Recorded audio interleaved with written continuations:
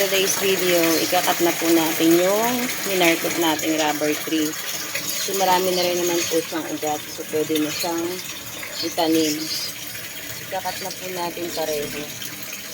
Para medyo abot siya sa maulan-ulan na panahon. Kasi yun yung time na maganda siyang mag-repack ng mga rubber tree. Mabilis silang mabuhay. Saka ayan guys, ito mo. Okay. Ano yan? Ito totoo. Diba? May mga ugat na siyang lumalabas din dyan. Ayan. Kaya ikakat na po natin yan. Ikat na natin. Dito siya sa ilalim. Na-disinfect ko na nga po pala itong pangkap ko.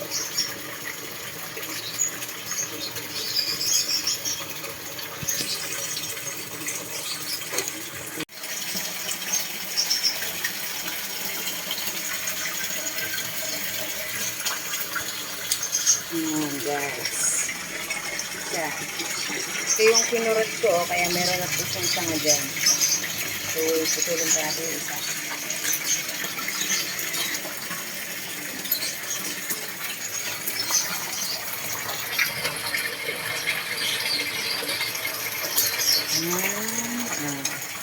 Pinat ko rin yan, kaya meron na rin siyang sulog doon. Sulog doon. Para hindi siya tulo ang tagta. Ayan. Ayan, tatanin na natin ito guys. Guys, ito na oh. Itatanim na natin yung kinat natin na rubber tree. Ayan. Bago po natin itanim, aalisin muna natin itong plastic. Ayan o, ang dami naman ng ugat. Isor naman siguro na mabubuhay na ito.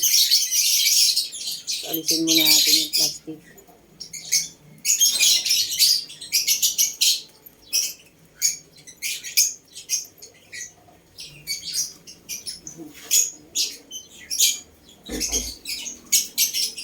Tingnan natin.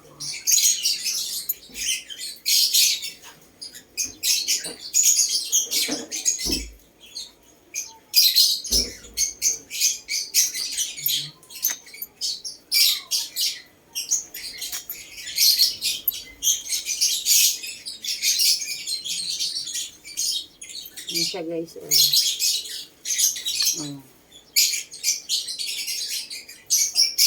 Dito natin siya itatanim. May ano po yan. Para hindi masyadong mag-ano yung ilalim.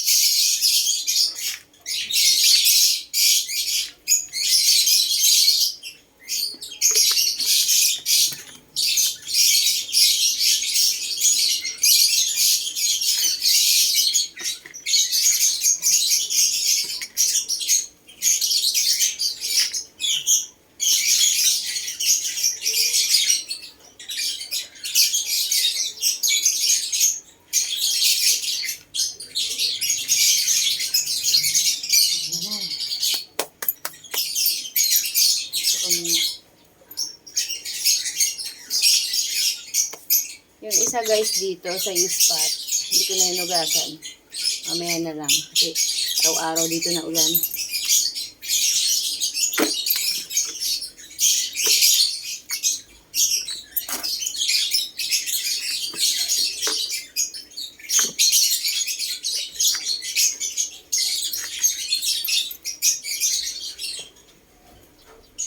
Ito yung isa guys, oh.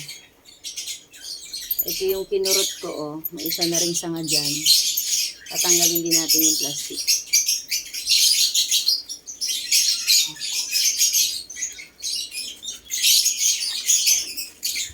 Ayan siya guys, ang ugat niya.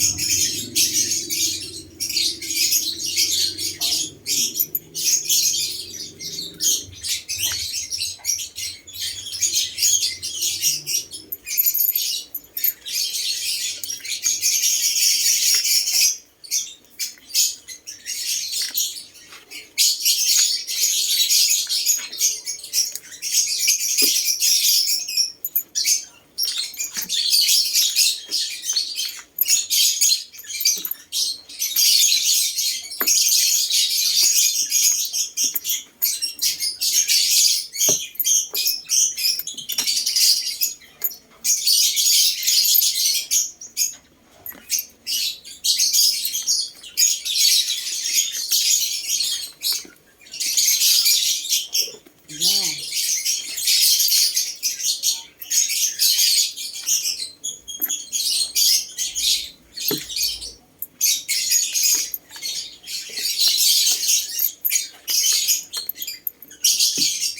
Ayan na sila guys.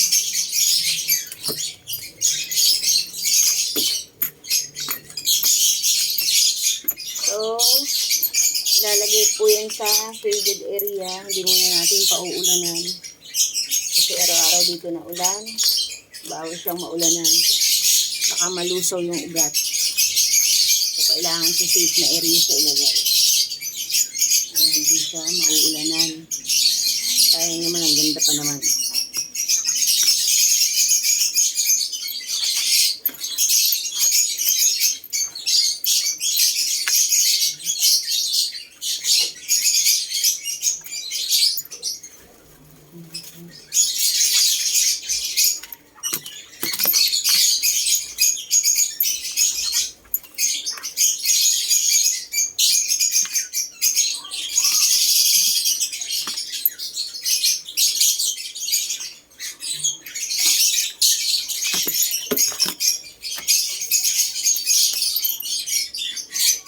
Ayan sila guys, oh. Diyan ko na muna sila ilalagay.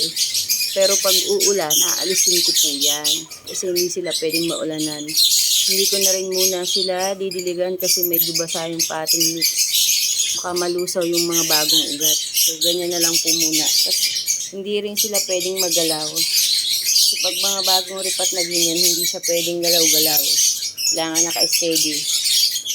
So guys, hanggang dito na lang ang ating pagre-ripat ng ating minarkot na rubber tree. Mag-a-update po ako kung nag-success yan at kung buhay na sila. Bye! Thank you for watching!